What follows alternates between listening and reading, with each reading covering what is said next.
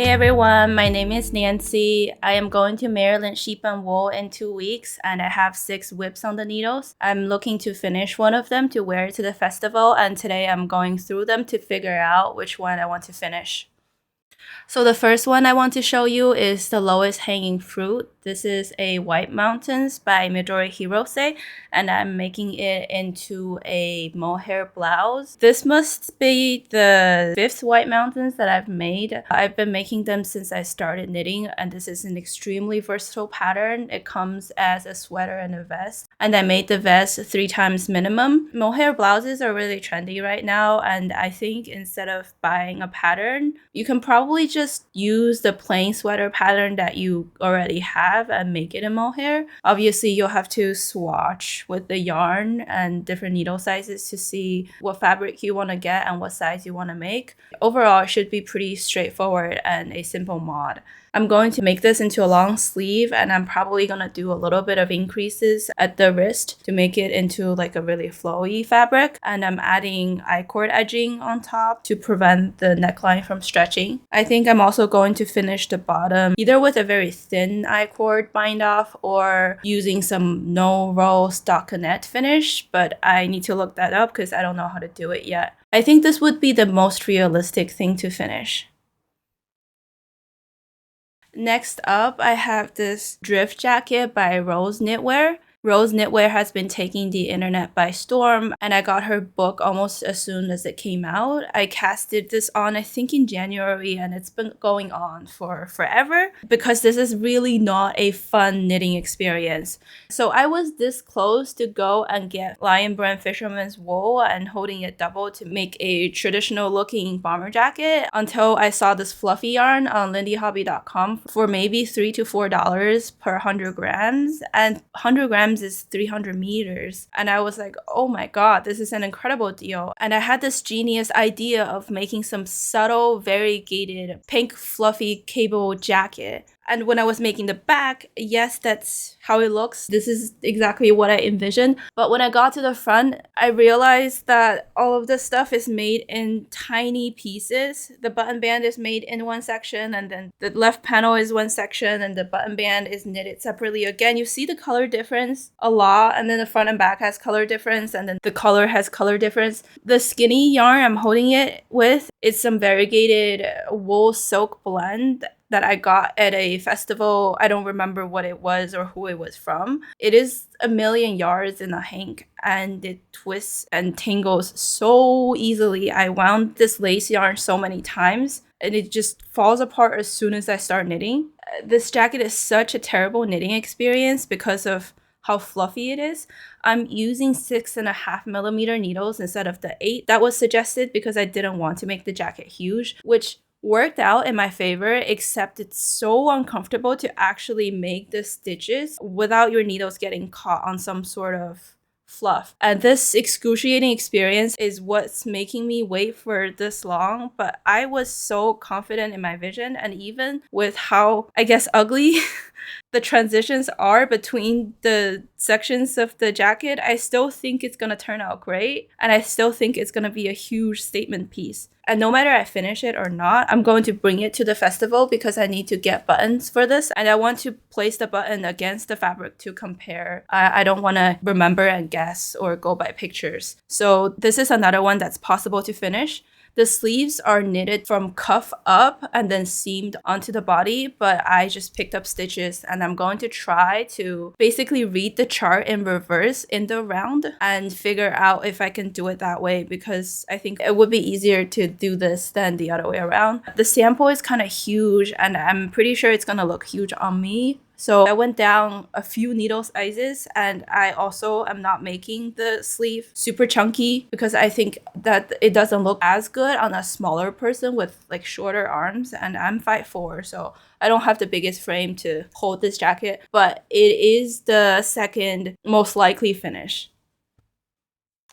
And the third one I want to talk about is the Midland Cardigan by Laura Penrose. I watch her podcast, and she has incredible energy when she was talking about this cardigan that is constructed from side to side garter stitch and she's been thinking about it for 2 years, and she's finally coming out with it. And I thought it was such a cool idea, and the finished products from testing all look really good. So I bought the pattern on release. And this is another one that I've been knitting on for forever. I'm in the center part, and for my size, she just says to do a large number of garter stitches. So every time I think about it, I pick up and do a few rounds of garter stitches, and I'm almost there. This is about 2/3 of the middle back section, and then it's gonna go to the other side. I learned how to do Judy's Magic cast on with this seamless part, and if you are not familiar with it, I strongly advise against it because it was so fiddly in the beginning. I spent about 2-3 hours just to cast on and get the short rows going, because as soon as you cast on, you immediately go into short rows. So it's important that you keep track of your stitches and stuff. And if you don't know how Judy's Magic cast on works, it's really hard to keep track of your right and wrong side, your short row numbers, stitch count, whatever. This is obviously not as flashy as the other ones, but I still think it's a pretty cute make, and I'll probably wear it a lot after I finish it because so far the fabric is really great. I'm just a little concerned that it's pretty long on me already and you have to add ribbing, and I'm really hoping that the double knit will bring up and cinch everything back up a little bit so that this doesn't become too long, because otherwise I would be really devastated. Yeah, I don't even know if I'm gonna add ribbing at the bottom with how long it actually is already. And I'm so glad that I'm holding it with a mohair because this is just a sock yarn. And now we're gonna get into ones that don't have a lot of work done. The first one is the Heartless top by Midsummer Knit. This doesn't look like a heart yet. There was like a Valentine's Day knit-along that Emma hosted, and I was part of it, but I didn't finish the top because I wasn't motivated. It was still the dead of winter and I wouldn't be able to wear it right away. So I just didn't finish it with the knit along. This is how much I've done. There's a lot of breaking yarn and rejoining around the heart, which is not a problem. And you'll eventually finish the heart, connect it, and then knit in the round. And because this is a tank top, it would not be a lot left. I was joking in the group chat saying how much I appreciate this heartless heart being a negative space that I don't have to knit. I just need to knit the surrounding space. So that's actually a lot less knitting that I need to do. And I even got the galvanized wire, I think, that she's asking for in order to support the heart shape. So I have all of the tools and stuff I need. This is a Noro yarn. You can probably tell it's, I think, Akari Solo from Little Knits. I think they still have this. I really like the red color, and I'm honestly just really shocked that I didn't finish it when I started it. It is a viral pattern, and Emma took a long time to eventually release it, and I wanted to make it months before it actually got released, and now that I casted it on, I somehow lost steam. But this is one of the ones that would be pretty easy to finish, and with not a lot of knitting as well. Next up, we have Campanula Blouse by Cupid Knits. This is another viral pattern, and this is not for the faint of heart. I'm using 2.75 millimeter needles and a DK weight cotton yarn. So this says it's DK, but it's closer to like a sport weight, and it's irregular rib all over. The piece grows very slowly, very, very slowly. Again, the good thing is it doesn't have a lot of sleeves. It is not a fun experience to knit. I kind of regret picking this yarn, but I don't want to frog this. Obviously, compared to what I'm going to do, this is next to nothing, but I bought yarn specifically for this, and I'm going to finish it, power through and finish it. From the stuff that I've been making so far, you can probably tell that I'm not the biggest process knitter. I do not care about the process almost at all, and I only want the product. So the things that motivate me is how the colors will change and how it will look later on. And I'm super into the pink color in here. So I got 3 skeins of this. None of them have the same colors. They're all different colors. But I did a little swatch with 3 skeins together, and you can't really tell that I'm switching colors. You would just think that's part of the skein or something like that. It's not super standout because of how colorful it is, so I'm not super worried. Despite it not being the best experience, I think the fabric will probably be super nice. It is a high twist cotton, so it wouldn't lose shape as easily as something like a chainette, like what I'm wearing right now. This is actually a mistake using this yarn with this stitch pattern, but that's another story. Yeah, this would take a long time. The last whip I have is a impulse cast on. So this is the Maeve vest by Emily Y. Chen. And I think it was released maybe a few days ago, maybe last week. I was influenced to make this. I watch Ariel knit, and Ariel is a tester for Emily, and she talked at length about how the vest fits, how the vest feels, and she talked at length about the cable. It has a pretty nice cable edging around the armhole, and she went into detail about, oh, is this bulky here? No, it's not bulky, how she liked everything. And after watching that and after looking at Emily's pictures on Instagram, I just thought it looks so intricate and so interesting that I really want to make it without knowing what I got myself into.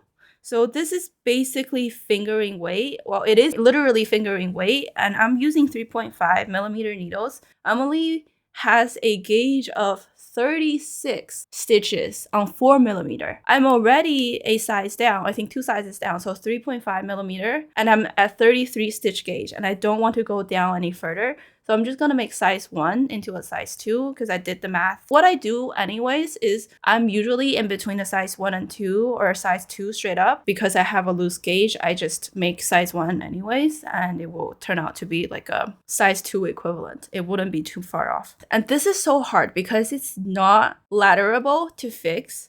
You have to frog the entire row or maybe like 3-4 rows. I frogged twice already, making this little of a panel, and this took so much time. There are 3 different charts that you follow, and you have to kind of memorize this. This is 36 row, 36 stitch repeat, I think. I'm not memorizing all of it yet, and that's why I frogged the second time. The first time I just straight up made something wrong. I frogged the whole thing after maybe like this much, and then I just frogged back this much again. So this is not a fast knit by any means, and it's gonna take a lot of time and attention.